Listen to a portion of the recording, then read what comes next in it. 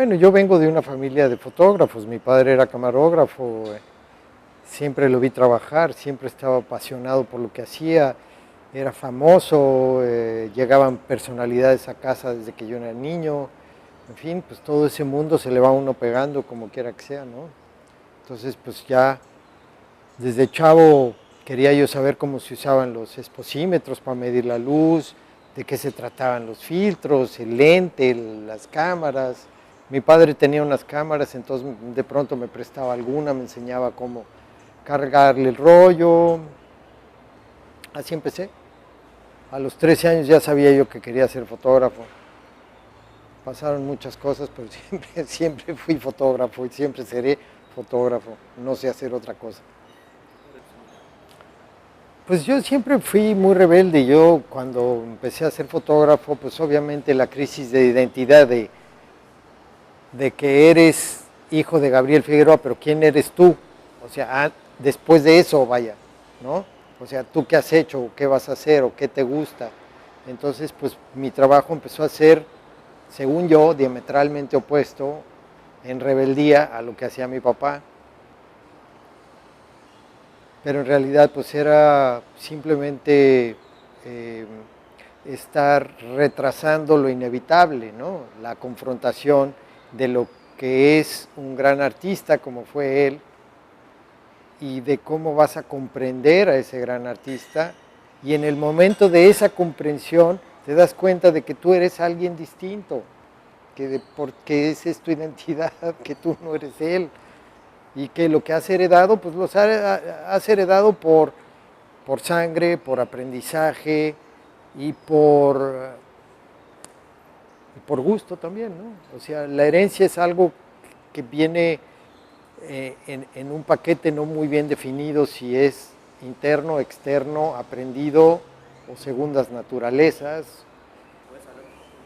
Pues bueno, yo creo que más bien es un progreso en cuanto a la mirada, en cuanto a cómo aprendes a ver y cómo empiezas a hacer de ese aprendizaje de la mirada tu experiencia.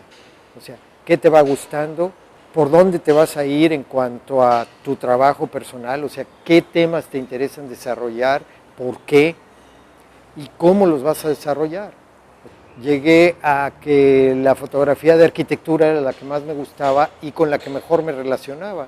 Yo me relaciono bien con los espacios, me gustan los espacios, me proponen cosas los espacios. Entonces ese ha sido parte de mi temática, ¿no? Y aparte de eso, la restauración de la obra de mi padre en términos digitales para que sus imágenes sigan vigentes hoy día, a pesar de que no se vean las películas, me han llevado a tener una combinación y unas áreas de especialización que muy poca gente maneja. O sea, me especialicé en restaurar, traducir o interpretar obra que estaba destinada a ser vista de una manera en otros medios digitales. Y entonces eso, de alguna manera, llegó un momento en que pude combinar todas esas destrezas que fui adquiriendo con la práctica a llegar a poder hacer mi trabajo mejor, que es este proyecto de arquitectura utópica, de lugares que no existen, ¿no? Todos mis viajes de todos los lugares que he conocido y he fotografiado, de pronto confluyen en mi imaginación y puedo tener un templo hindú incrustado en una sierra en Zacatecas. Y eso crea, ese 2 más 2, crea un algo que es más allá de lo que los dos elementos separados son. ¿Por qué? Pues porque la otra persona también de pronto se da cuenta de que, ¿qué está viendo? ¿Está viendo un lugar que no conoce? ¿O está viendo una trampa al ojo? ¿Me explico? Esa es la bondad liberadora de la fotografía digital hoy día. Que ya no tienes necesariamente que estar preguntándote todo el tiempo dónde está, qué es y cuándo se tomó. Me explico, que son las obvias. Siempre que ves una fotografía estás queriendo contestarte o preguntar esas cosas. Y en este caso yo pretendo que mi trabajo tenga otro rango de lectura, ¿no? Una fotografía no es una negación, es una afirmación, ¿no? Entonces, cuando ves una fotografía, la crees. Lo que pasa es que nosotros venimos de una tradición, o sea, quizá las nuevas generaciones no, porque ya nacieron con las computadoras, ya nacieron con la televisión, ya nacieron con muchas otras cosas. Entonces, la imagen en pantalla, la imagen digital, les es mucho más afín. Pero para nosotros, la fotografía era una ventana a la realidad. Entonces, una fotografía era una realidad en sí. Tomó muchísimos años que de pronto la gente se diera cuenta que la fotografía tenía toda una carga de quien había tomado la foto, que la foto por sí no era eso que decía ser, sino que había una gente atrás que la había pensado, que se había puesto en un lugar y que la había hecho con una intención. Entonces, bueno, ahí está. Nosotros venimos de esa tradición, de que la fotografía todavía se refiere al referente, se refiere a un cacho o a un pedazo o a una realidad o a un evento, ¿no? En México todavía más acendrado. Cualquier gente que te vea con una cámara, inmediatamente tú eres reportero. Ahora, ¿qué pasa con la parte digital? La fotografía digital se libera de eso. O por lo menos la fotografía digital es más maleable, es como plastilina. La puedes transformar en otra cosa en el momento en que quieras. Para eso es la fotografía con película. No, está hecha para que la hagas. Y ese es el resultado final. La imprimes y ahí quedó. En cambio, una imagen digital está hecha para que la transformes, para que sea maleable, para que la esculpas. Joan Fontcuberta, en su libro La Cámara de Pandora, decía que la fotografía se inscribe, o sea, la inscribes, la dejas plasmada en un negativo de plata gelatina, ¿sí? Y en una imagen positiva de plata gelatina, y que la imagen digital la escribes, porque la imagen digital te permite una suerte de elementos que son como el abecedario. O sea, tú puedes ir formando diferentes palabras o conceptos, en este caso, a través de la imagen digital. Mi trabajo no es nada nuevo, viene de una tradición como cualquier cosa. El arte moderno no está basado en inventar nuevas cosas, hay muy pocos que rompen esos moldes y crean nuevas cosas. Uno que se me viene a la cabeza ahorita es Picasso. Los demás, todos están abrevando de otras fuentes, de otros creadores, ¿de acuerdo? En mi caso, pues, Piranesi para mí fue un descubrimiento capital, porque Piranesi era un grabador del siglo XVII que se pasó en Roma reivindicando o revalorando a través de sus grabados la grandiosidad de las ruinas romanas, que la gente llevaba a las cabras a pastar ahí entre las ruinas romanas y si veían una piedra que les servía para su casa se la llevaban. O sea, las ruinas romanas no es lo que son ahora, patrimonio de la humanidad, eran unos vejestorios que estaban ahí tirados. Y entonces este cuate lo que empezó a hacer es hacer una apología de la ruina, de las civilizaciones caídas, de lo que ya no era, que siempre tiene una fascinación y siempre tiene este dejo medio romántico, medio nostálgico, de que aquí ya no hay nada de esa gran civilización que conquistó al mundo. Pero él lo que empezó a hacer fueron unos grabados geniales, extraordinarios, con una luz, tenía una perspectiva y una luz, bueno, que todavía se me enchina el cuero cada vez que veo uno de esos. México tiene una colección importante de Piranesis. en unos libros que se llaman Roma Antica, preciosos, de la Universidad Nacional. Y no nada más llegó a hacer esta apología de las ruinas, sino lo que empezó a hacer fue a inventarse ruinas, a agarrar pedacería que había visto y hacer nuevas vistas de algo que ya no existía. Empezó a inventar a través de las ruinas romanas otros espacios. Entonces se llamaban vedutas o vistas, por un lado, y por otro lado se llamaban caprichos. Incluso tenía vistas desde puntos de una colina o lo que quieras, de una ciudad que no existía, que no había esa colina y que no había esa vista de esa ciudad. Y creó todo un movimiento y hubo varios grabadores que le entraron por ahí, Canaletto entre otros. Parte de esa tradición a mí me llamó mucho la atención y por la admiración plástica del trabajo de Piranesi empecé a hacer mi trabajo y quiero decir bien modestamente, porque no importa que tengas los medios digitales para hacer composiciones que puedan verse naturales y que puedan verse como si fueran la puritita verdad.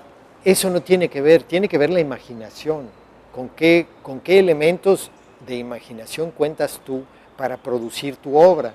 Y en ese sentido yo sí me siento de este tamaño comparado con Piranesi, ¿no? Y con Escher igual. O sea, el paso siguiente de Piranesi, de haber inventado lugares que no existían, fue hacer composiciones que son imposibles, porque están cerca del surrealismo, porque están cerca del sueño, porque están cerca de espacios que ya no tienen que ver con la realidad, sino con la imaginación y con el juego, con la geometría. Entonces esas son las cosas que a mí me interesan dentro de mi trabajo. Bueno, yo te puedo decir lo que yo estoy buscando.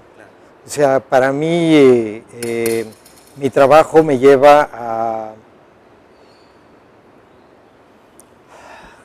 a tratar de ser original en el sentido de la búsqueda, no tanto de los resultados, si tú quieres, pero mi búsqueda es, por ejemplo,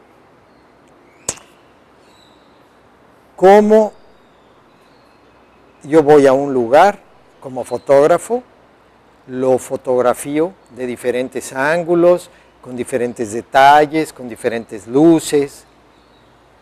Y entonces, a través de estas fotos, de este ensayo fotográfico que yo hago de un lugar, yo me hago mi idea emocional, me hago mi memoria emocional, ¿de acuerdo?, de ese lugar. Entonces, cuando yo tomo estas fotos de un lugar, al terminar la sesión de fotografías, yo tengo una idea emocional de lo que es ese sitio. ¿Me explico? Si es fantástico, si es dramático, si tiene una luz portentosa. Y ahora viene la segunda parte de crear un espacio nuevo con esas fotografías, es tratar de reconstruir a través de esas fotografías la parte emocional, ¿sí? No la parte física. Yo no quiero que a través de todas las imágenes se vuelva a ver el mismo lugar que yo visité, sino yo quiero reacomodar las piezas fotográficamente para que ese lugar se convierta en el lugar que yo emocionalmente visité, no que de memoria, ¿me explico? Que mi memoria emocional me ayude a crear un nuevo espacio. ¿Me explico?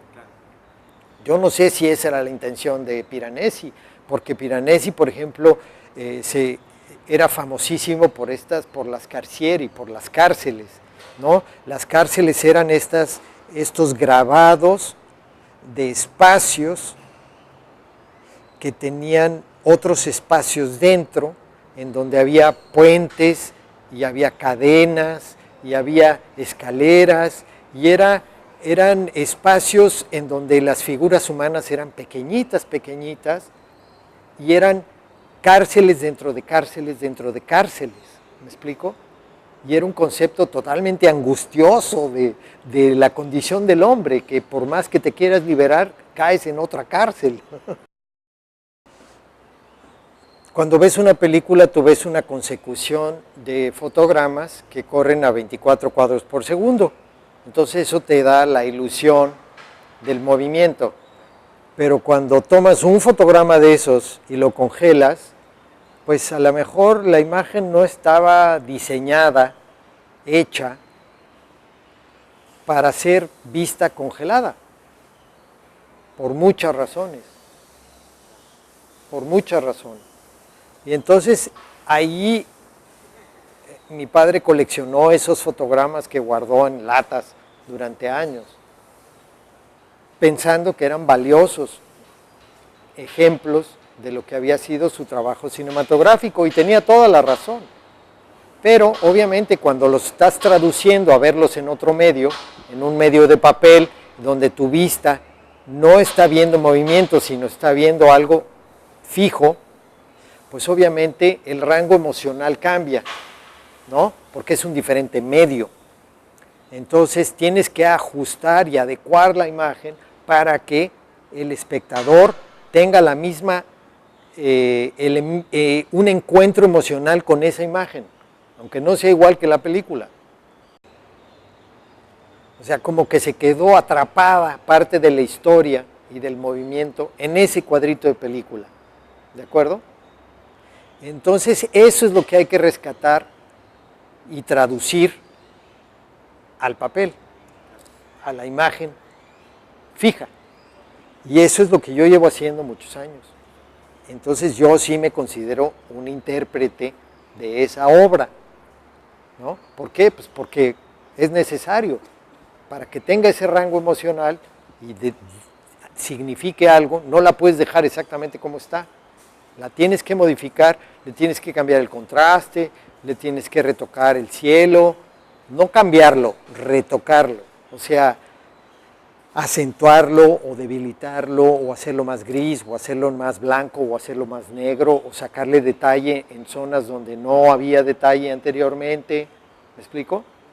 O hacer más clara la idea de la imagen. Entonces, eso me tomó muchísimos años. Muchos años, ¿por qué? Pues porque tienes que entrenarte en cuál era el estilo de Gabriel Figueroa, ¿no? Qué tipo de negros, grises, blancos, qué tipo de composiciones hacía, con qué fuerza emocional trataba sus temas, para poder llegar a que el cuadrito de película original de su cámara se pueda ver reflejado en un pedazo de papel, ¿no? Y se vuelva una obra gráfica. Bueno, él hizo en vida, hizo una selección de fotogramas que le parecían lo más representativo de su trabajo. Pero bueno, la colección tiene más de 20,000. Entonces él agarró los primeros, ¿qué te gustan? 500, 600, y hizo una selección de 600 sabiendo que eso nunca se iba a publicar junto, ¿no? Que de esos 600 iba a ser una depuración para llegar a 80, ¿no? Y que esos 80 iban a ser los más representativos de su estilo fotográfico, de todas las características de su estilo fotográfico, ¿de acuerdo?